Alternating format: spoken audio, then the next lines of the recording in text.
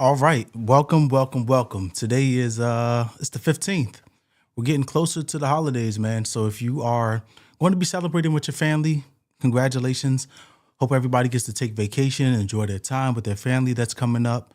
Just take a little bit of time to reset, relax before the next year starts because 2026 is probably going to be just as wild as 2025 has been. Maybe more. We don't know, right? Nobody knows what the future holds.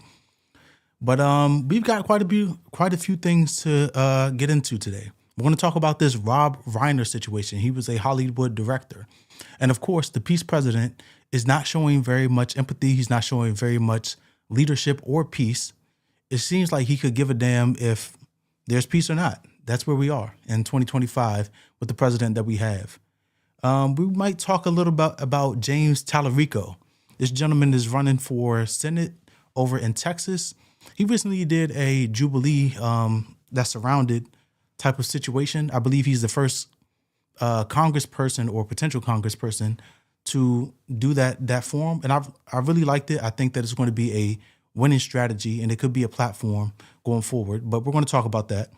And by the way, he's going up against on the Democratic side, Jasmine Crockett. So we'll see how that entire thing goes between them. But I did like James Tallarico in that setting, and we're going to talk about why and some of the things that he talked about there. We're going to talk a little bit about Trump gold cards. Trump, he promised he promised immigrants that they could basically skip the line if they paid $5 million at first. That's what he first said. Then he came back and said, "Oh, but we're just going to charge you $1 million." He said He said they were going to make billions of dollars from these gold cards. It's not happening, right? And we may talk about the redistricting rejection that happened in Indiana. Indiana Republicans, Trump said, "Hey, we want to start doing this redistricting thing that we did over in Texas." California voted with Proposition 50. I believe that was in early November. And in order to get some seats, they thought they were going to be able to get everybody that was a Republican on board over in Indiana. Indiana said no, like we're not going along with it. We don't agree with it. And Trump, of course, is pissed about it because he wants everybody to follow his plan, Project 2025's plan, to give him more power. And Republicans are bucking against it. That's just what it is. So let's talk about this entire situation with Rob Reiner. Rob Reiner, from what I understand, he is a Hollywood director, or he was a Hollywood director. Rest in peace to him. Him and his wife have passed. Him and his wife have passed at the hands, unfortunately, of their son. So I'm going to bring up this article from CBS News. We're going to get a little bit into it, not entirely, but I want to show you what's been reported, and then I want to get into Trump's statements. And if you haven't noticed, this is a new layout that I made it myself. So you guys can let me know if you like it, if you don't like it. Let me know how it looks. I tried my hand at a little bit of graphic design.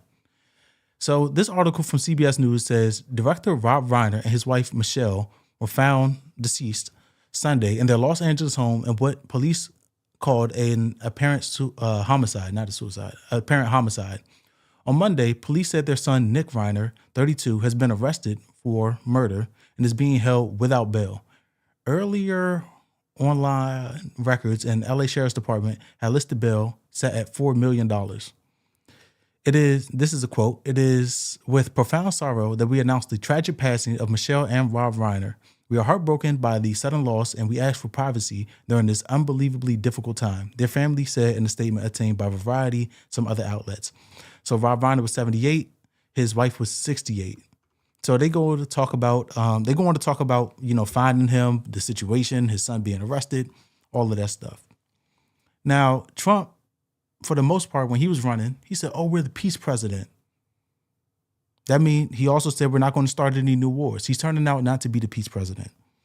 Trump is bombing Venezuela. When Charlie Kirk passed away, what did Trump say? What was he famous for saying on that stage?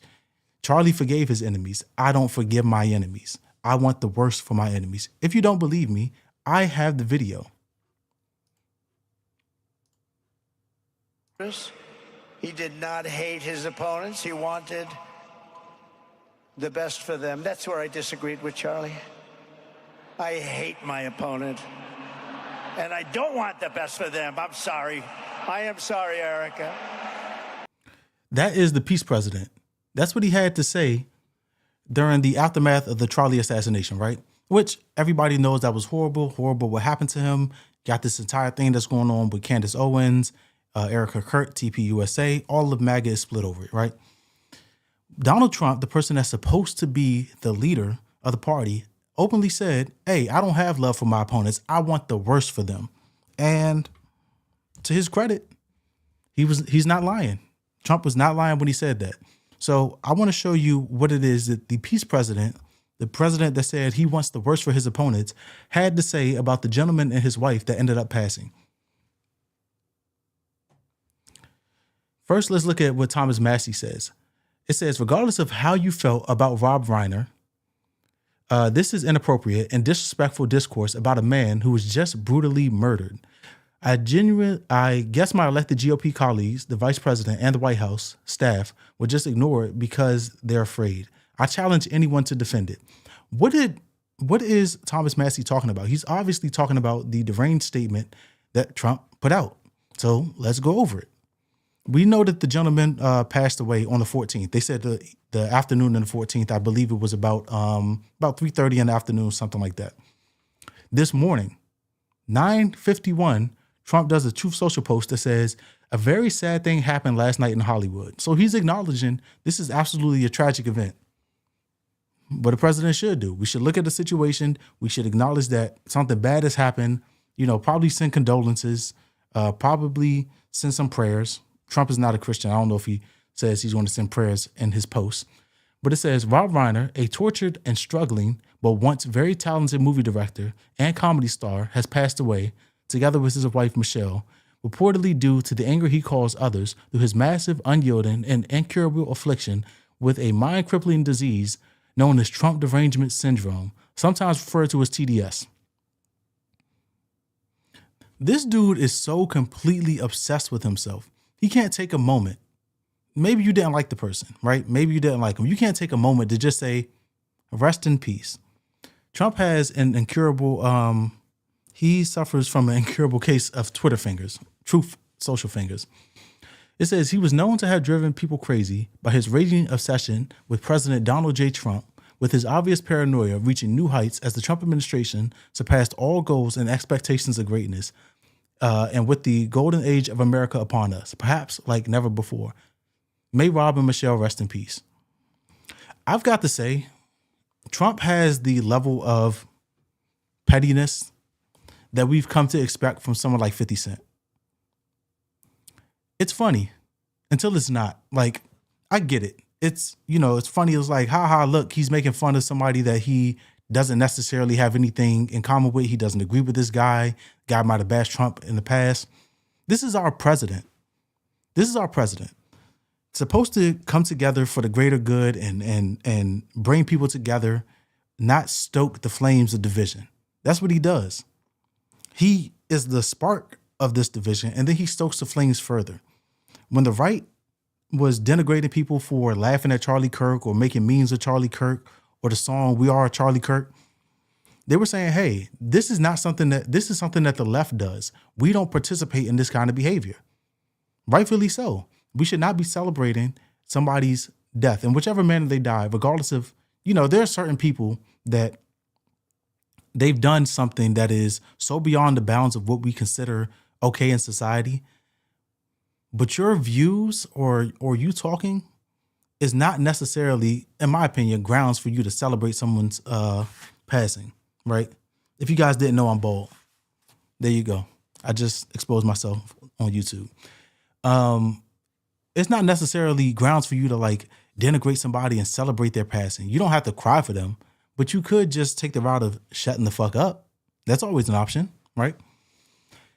So Thomas Massie started this post off, his tweet off by saying, I challenge anyone to defend it. And guess who took the opportunity to defend it? One crazy Laura Loomer, as expected. It says, this is Laura Loomer's response to Trump. It says psychosis is a real thing. Rob Reiner had a level of TDS that likely exuded a level of craziness around those he spent time with. Many people who have crazy kids have psychiatric issues themselves. You'll notice a lot of celebrities have kids with addictions: trans kids, gay kids, spoiled kids, kids who commit crimes, and kids who are total deadbeat losers because they were raised to have no accountability by parents who subscribe to hardcore liberalism. Trump is right. Reina himself sounded insane when he would speak. Imagine how crazy his own kid was on drugs. We have a mental health crisis in America. Now, I don't know anything about Rob Reiner. I know that he's supposed to be a famous movie director. I don't recognize him. I don't recognize his movies, right? I'm going to get shredded in the comments for that because I heard he made a movie called A Few Good Men, which I have not seen. I'm not going to pretend I have. This lady is crazy. She's a lunatic herself. She looks like she has tons of cosmetic surgery, then carved and tore her face up. She has like lip filler, cheek filler, a different nose, all of this stuff. That has the nerve to say that somebody else is deranged and delusional. Somebody that does not care about the face that they were born with, unless she has some sort of medical reason to change it, has changed her entire face. So it's the pot calling the kettle black. If anybody knows about people being deranged, it would be Laura Loomer, clearly. She goes on to say, or she also says in here that Reina himself sounded insane when he would speak. Trump literally typed out an entire Truth Social post where he could have just said rest in peace or something quick, not acknowledging the fact that he doesn't like Reiner doesn't like him, or Rob Reiner doesn't like him. For you to say that Rob Reiner is deranged, but not acknowledge the complete derangement and crazy shit that Trump says, just lets me know where you stand, right? We already knew that about Laura Loomer. She's a Trump loyalist. No matter what it is, she's going to go along with Trump, unless it's not exactly everything. There are things that she pushed back on, but they mostly have to do with Muslims. So that's who she is. Now, what did I want to show you guys? Damn, I done forgot what I was about to say. Let me see. Well, that's the situation. So if you guys have not seen it, that's where we are standing today. You got Trump, who took the opportunity to basically shit on his enemies when he got the chance and say, hey, fuck this guy. And it's sad, man. We're supposed to have a president that brings people together, that, you know, especially in the time that we're living in. Things are so unaffordable. America seems like it's going it's a dumpster fire. And it's because of Trump's policies, because of Trump's rhetoric. And we're only getting further divided. And we've got 3 years of this. I know it seems like we're so far from where we were during the Biden administration. And that's not to say that Biden was doing, you know, that I agree with things that were happening in the Biden administration overall. But we've slowly or very quickly devolved, and we're going to continue picking up steam. Things are going to continue to get worse. The rhetoric, the violence, all of this stuff is going to continue to get worse. Now, I will admit there's a lot of people that are on the right that are saying, hey, what Trump is saying is out of bounds. But you do have people that are like Laura Loomer that will back and boost anything that Trump says. They say, oh, he's right. Regardless of what it is, they see something that they don't like by somebody that they don't like. And then they're just like, okay, let's dogpile on that. And I've got to say, if it was wrong when it happened to Charlie Kirk, it's also wrong when it happens to Rob Reiner. But like Trump said, he has no love for his opponent. So that's where we are. That's, you know, we got exactly what we asked for in terms of the president. All right, let's move on. I'm going to take a quick break. Let me throw up this BRB sign while I get my next segment ready, and we'll be right back to it.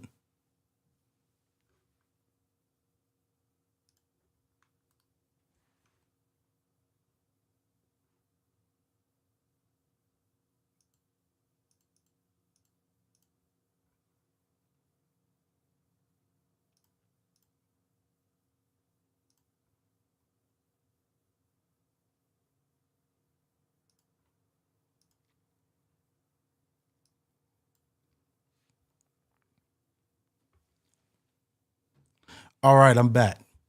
So we have this gentleman, James Tallarico. like I said at the opening, this gentleman is running for Senate over in Texas, and he's running against Jasmine Crockett. I'm going to be completely honest with you. There are things that I don't like about Jasmine Crockett. She's going to have time to flesh those out. She's going to have time to do a lot of public appearances and try to, sway people's mind about her in the general public. But there are things that I don't necessarily like about her. I had not heard, I've seen James Tallarico, but I had not necessarily heard about him or his ideas before this Jubilee segment. So I think that this is like a good forum in order to get people's voices out there, right?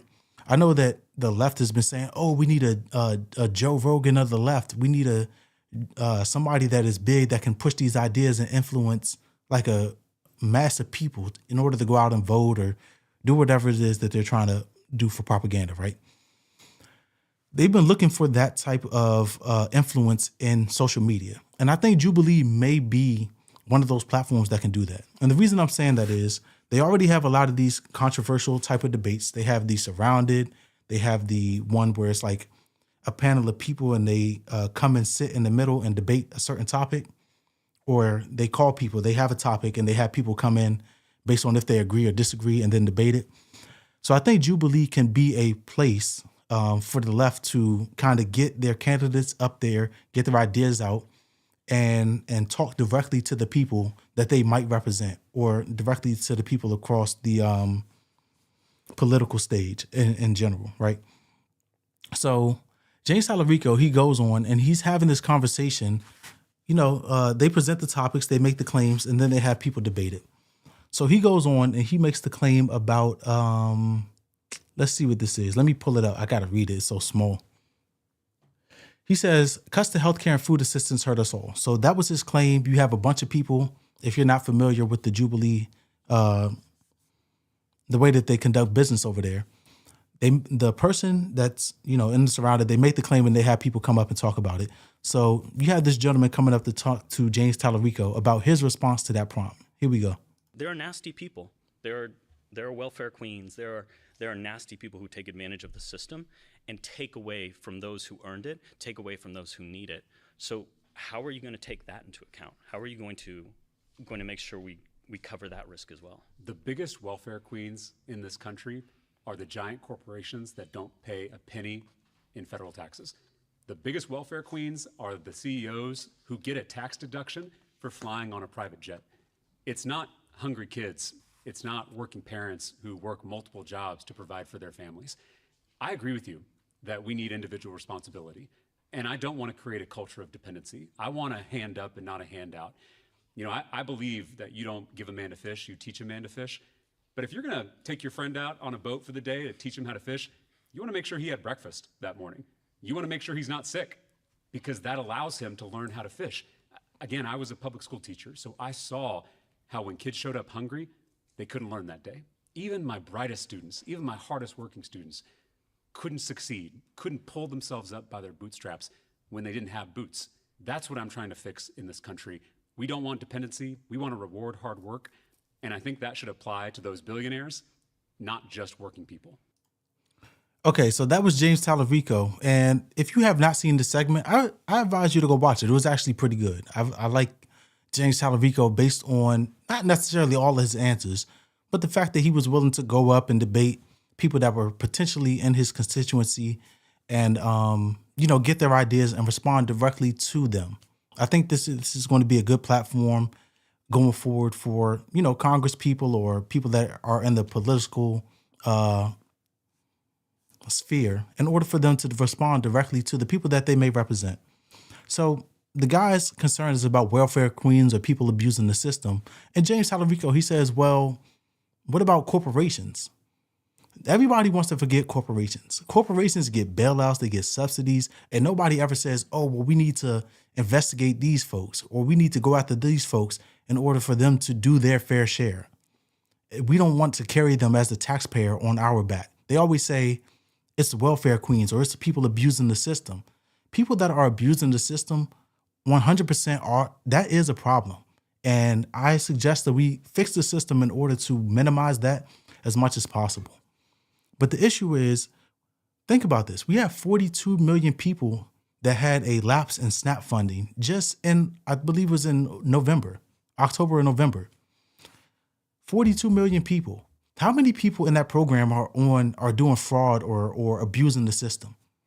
Let's say it's 10%. 42 million people. That's still 38 million people that are using these subsidies in order to sustain themselves. Food, clothing, shelter, and water. Those are the 4 basic needs. So this guy, he's worried about maybe 10%, probably significantly less than that are abusing the system, instead of addressing the actual problems of people needing the assistance. The assistance is barely anything. It's $187 a month in terms of SNAP. And instead of going after the corporations, he's looking at the person next to him and saying, oh, well, why do you get to eat for free? Or why do you get some sort of subsidy in order to help you eat and buy food?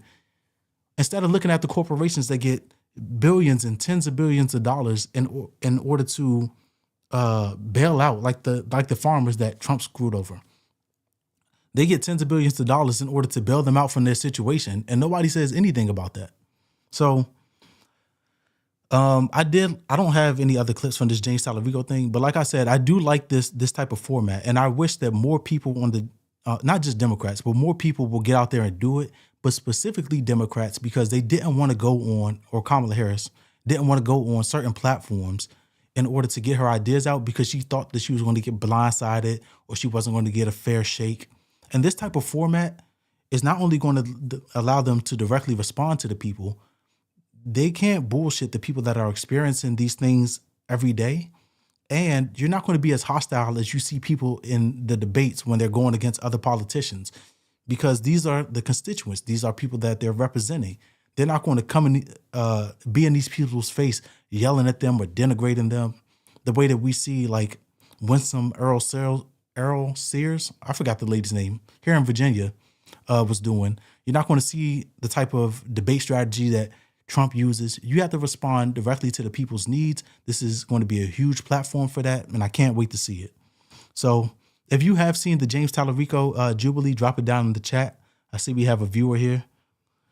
I hope you're doing phenomenal this evening. I appreciate you joining me. All right, so let's see what else we're going to get into. I said we were going to talk about the Donald Trump's gold card. I don't understand what his obsession is with these gold cards, man. But let's get into this, because Donald Trump earlier in the year said that he was going to revitalize the immigration program. So one of the things he ran on was, hey, we're going to get all of these illegal immigrants out.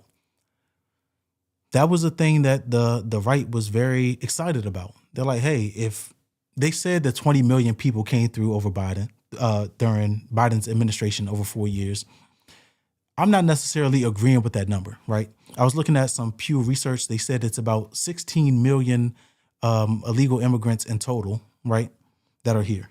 So I'm not agreeing with the 20 million that came in 4 years, but that's what they're saying. Trump ran on getting all the illegal immigrants out. He ran on restarting America's industries. And then he came out with this gold card thing that people that are in his constituency, they weren't necessarily agreeing with. They said they wanted the illegal immigrants out. Trump said, hey, we're going to give them a pass to faster citizenship. So let's get this reporting from over on Axios.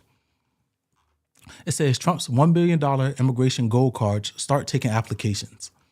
The Trump administration began accepting applications for the Trump gold card on Wednesday. That was last Wednesday, I believe, offering a pay-to-play option for foreign nationals wanting to speed up their path to American residency.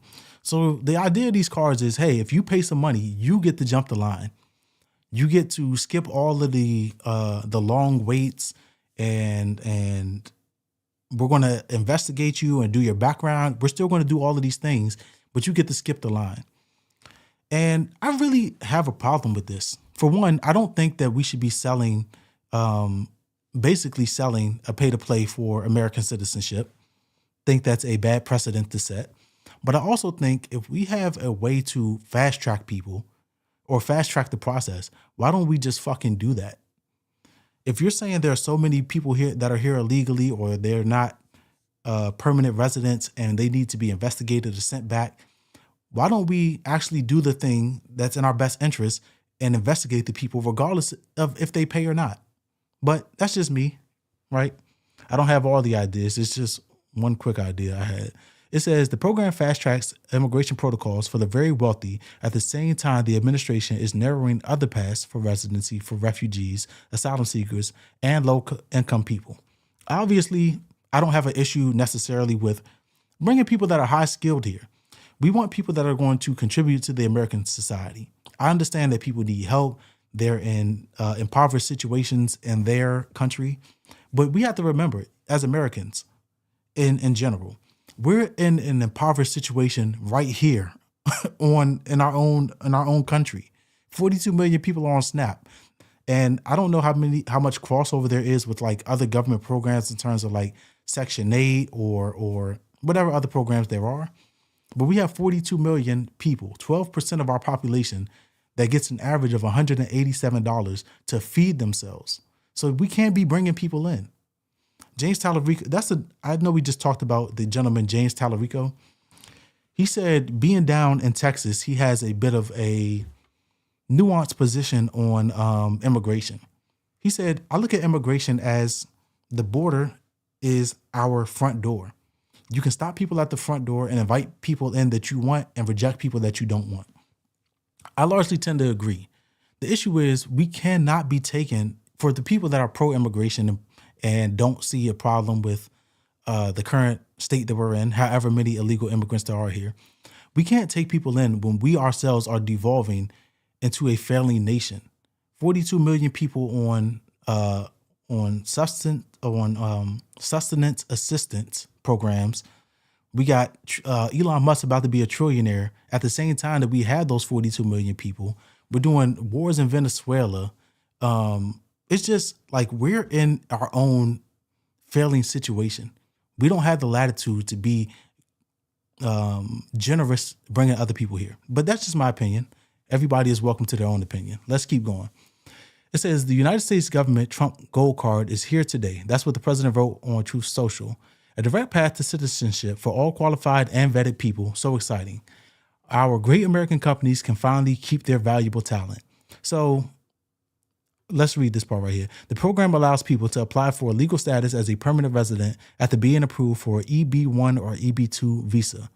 Those visas are usually reserved for highly skilled workers or those with advanced professional degrees. So, like we said, this is a pay to play. Trump, his entire thing is money. If you have the money to be here, you can be here. It's not necessarily about you being high skilled. If somebody is willing to sponsor you and fork over the $15,000, basically an application fee, and then pay the $1 million on the back end, then we'll keep that money and we'll retain that talent. That is the essence of what Trump is trying to do. And I'm not necessarily saying that it's a bad strategy. We want people to come here. I just don't think it should be a monetary, that type of monetary incentive on it. It's got to be some other way. It says, so I want to show you guys this website if it's still on here.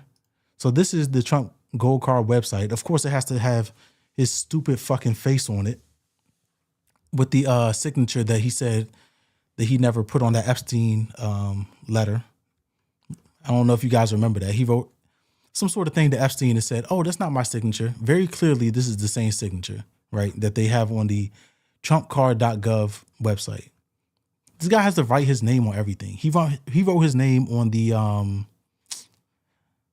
COVID, with those checks that he gave out during COVID. He has to write his name on a Trump card. It has to be Trump branded everything. This is the president of our country, by the way, if you were not aware. So this is the website. You have to pay $15,000 up front for a processing fee, and then you have to pay $1 million on the back end. Initially, it was a $5 million, but I think they announced it as $1 million, even though it still says $5 million here. So that's where we are as a country. Selling our citizenship, everything's for sale. Everything is for sale. So if you don't agree with it, then apparently Trump doesn't care. This is the direction we're going. So I'm going to take a quick break, get my next set of information ready, and then I'll be right back. You guys can let me know how I'm doing down in the chat. And if you would like a hat, excuse me. If you would like a hat, if you like to support the channel and cover your head because maybe you're bald, or maybe you just like the hat. Maybe you want to get something for somebody that you love this holiday season. Absolutely. I would love if you love the hat, but I would also love if you found it in your heart and your wallet to purchase one. So that's down under the video somewhere. But I'm going to take a break real quick, get some water, and pull up this next thing. BRB.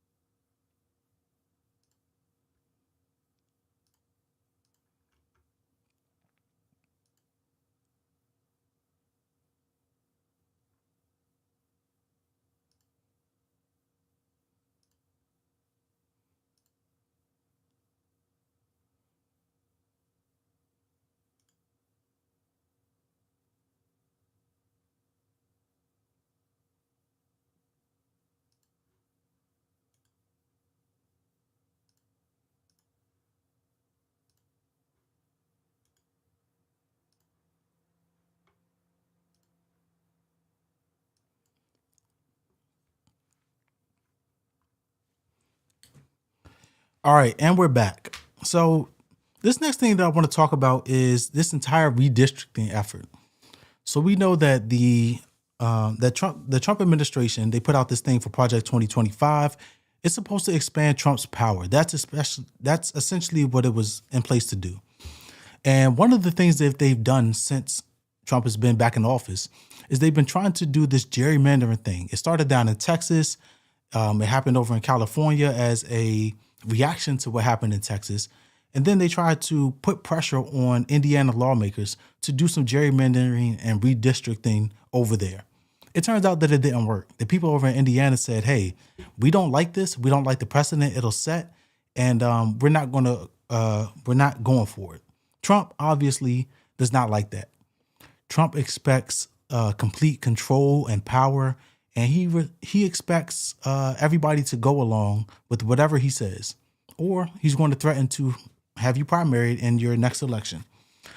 Apparently, the people over in Indiana don't care. Like I said, they don't want to set this precedent. So they rejected it. They said, we're not doing it. And Trump had a hissy fit about it. Too fucking bad.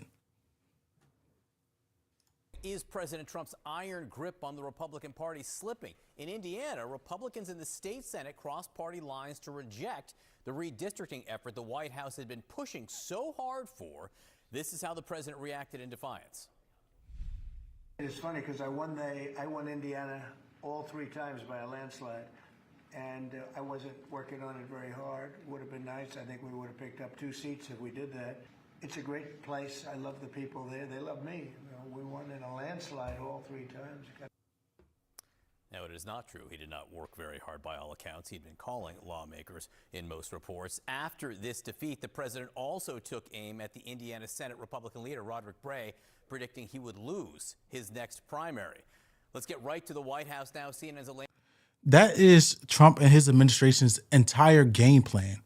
It's like, hey, we're going to bully you and we're going to tell you what to do, and your power doesn't matter. It's about what I say and you doing that and you basically going along to get along.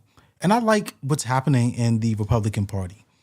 People are finally getting the spine and speaking out against Trump, like Marjorie Taylor Greene, Thomas Massey. People are pushing back against Trump, like this gentleman over in Indiana. People are saying, hey, we have this democratic process and you're impeding it. You're becoming a barrier to the democratic process. People are looking at the landscape. They're saying, hey, in 2026 and in 2028, when Trump is elected during the next election, the presidential election, when he's gone, your power is waning. You are not going to be president forever. We have to think about not only our political careers, but the future of this country. Trump is on his way out politically. He's on his way out in life in general. He's getting up there in age. Eventually, he's going to pass, and we still have to survive as a nation, as a community of 370 million people after this guy is gone. So yes, he's a polarizing figure. Yes, people are scared of upsetting him and turning over the apple cart. But we have to live together into the future, decades into the future, hopefully, if we still have a country after these next 3 years. But people, they don't want to just go along and secede their power to the president. We have these separation of powers and the federal government and the state government for a reason. But he's not looking at any of these. He's looking at these as barriers, not as checks on his power. He's like, okay, well, I'll just tell you what to do. You'll go do it. And if you don't do what I say, regardless of if it's in my authority to tell you or not, then we're going to get you up out of there and replace you with a loyalist. It's not going well for him. It's not going well. We see that Trump is losing his grip. We talked last week about the election down in Miami where Republicans held that seat for 30 years. 30 years. I think they said it was 1998 since the last Democrat was there. And they just elected the Democrat a week or two ago because people are tired of the Trump administration's policies and all of these people that are looking out for the best interests of themselves in order to stay on Trump's good side instead of looking out for their constituents, who they're supposed to be representing. But they don't seem to be representing those people very much at all. Let's get back to this video. Trine is there this morning. This is really a setback for the White House, their redistricting efforts. I would actually argue, John, that this is one of the biggest defeats we've actually seen the president and his team, certainly his political team, have seen yet. They have resoundingly, Indiana Republicans, rejected this administration and the president's push to really use the Hoosier state as kind of the example to have this mid-decade redistricting push. Now, the reason this is so important is because the president and his team have made no secret of what their overall political strategy is when it comes to the midterms, and it very much has hinged on wanting to redraw seats in a number of different states. And this is really a huge loss for them. They essentially robbed them of 2 potential seats that could have gone to Republicans in the House ahead of. No, they didn't rob them of seats. They weren't Trump's or the Republicans to begin with. But they didn't rob them of anything because it wasn't theirs. They didn't gain. The Republicans didn't rob America of representation. That's what happened. America and the lawmakers over in Indiana did not rob Trump and the Republican Party. We need to correct this language that we use when we're referring to the stuff that's happening, because it makes it seem like Republicans have been taken advantage of, when in fact they were trying to take advantage of the American public, the state of Indiana. What are these people talking about? The midterms, and of course, that is 2 seats that now they will not be able to count on for having the majority potentially and trying to win the majority again after 2026. Look, part of this, I think, and the reason this is so important.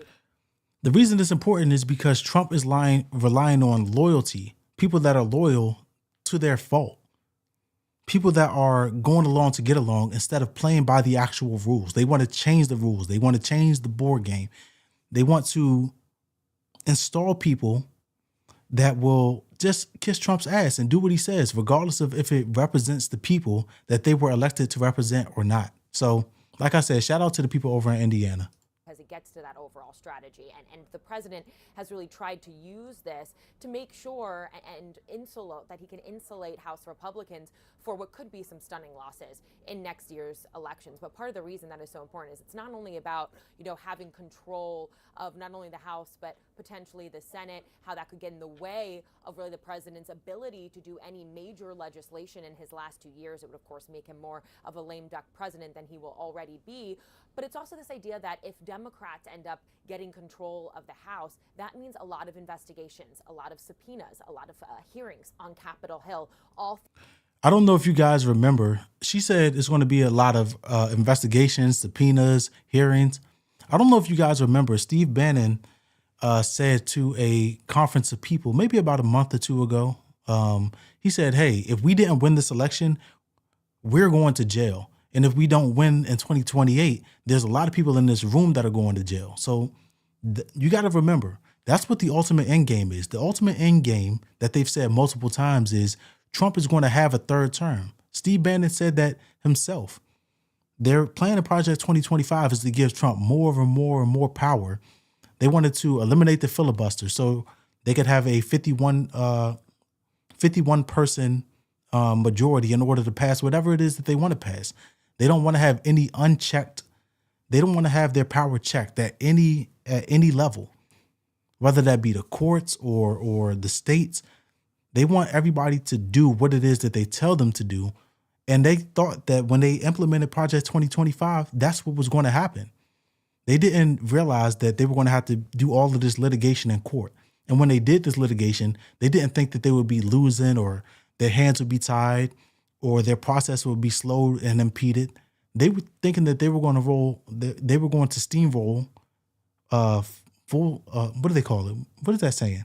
Full steam ahead over states and lawmakers and the judicial system, and they could just do whatever it is that they want to do.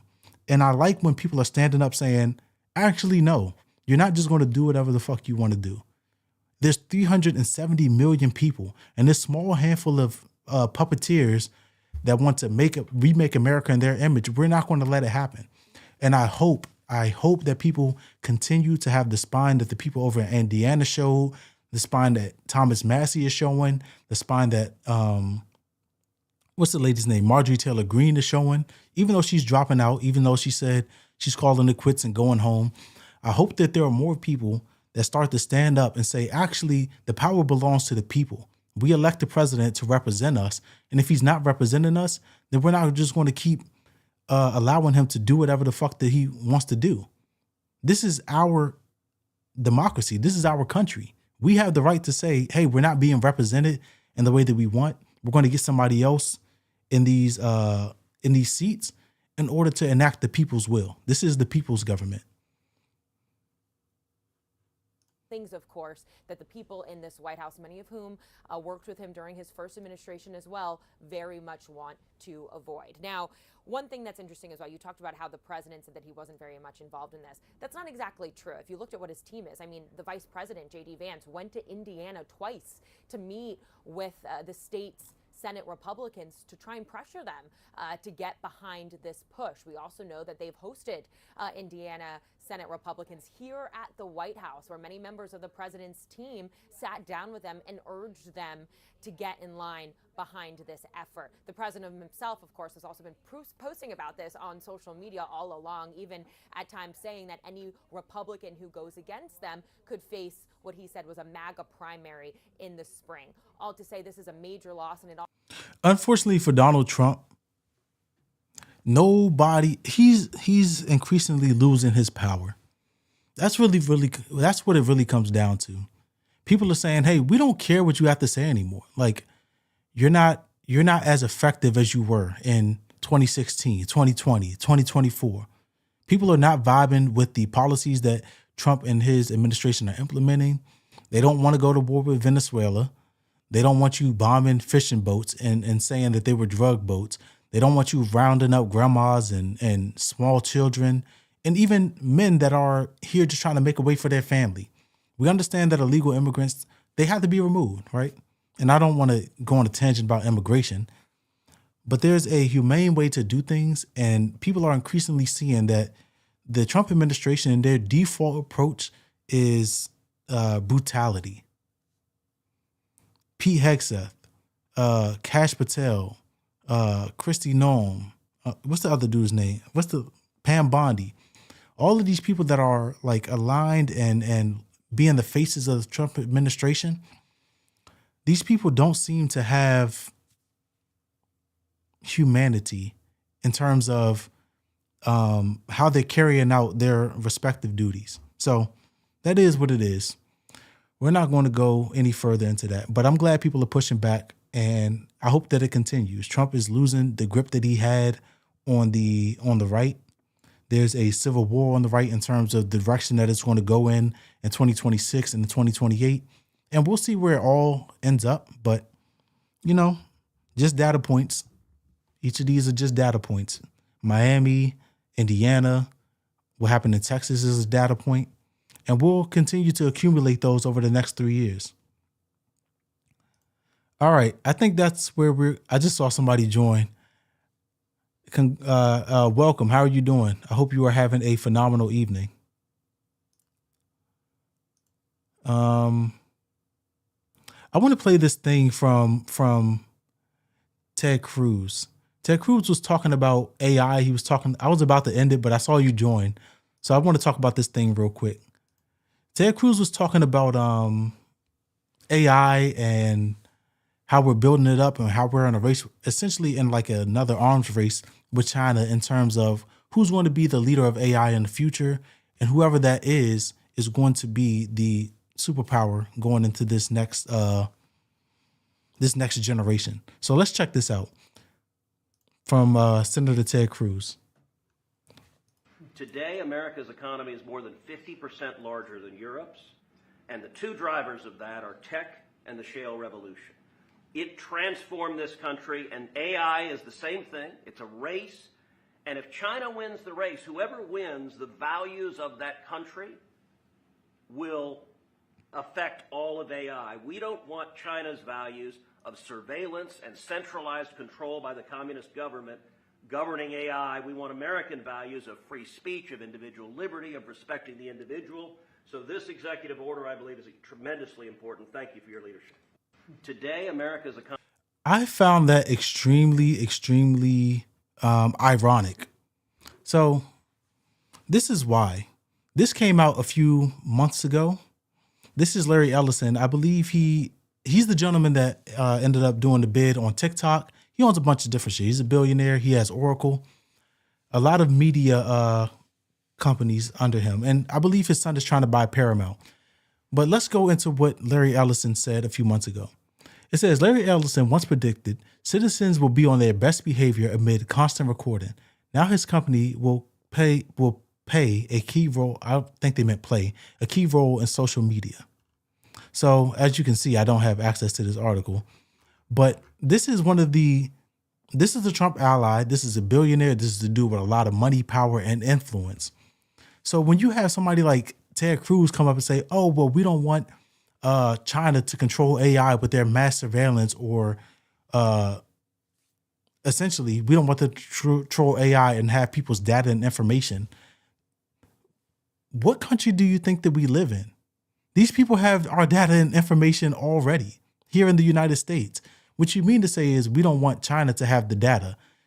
Don't try to pretend like we don't conduct mass surveillance or that's not something that's happening in our government, in our country, because it 100% is. So I just found that hilarious. We already know the stuff that Eric Snowden exposed over a decade ago. So we're not going to get too deep into it, right? But I just wanted to bring that up because I was scrolling Twitter and I thought that was funny.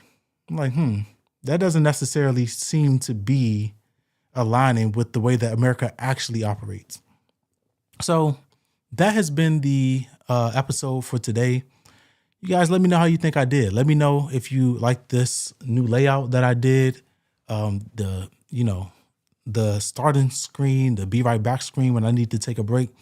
Just give me any feedback that you have. And once again, if you would like to purchase a hat, this is what they look like. It's a snapback as well. And I'm liking mine. I hope that if you purchase one, you like yours as well. But that has been the episode for today. I will catch you later. Peace.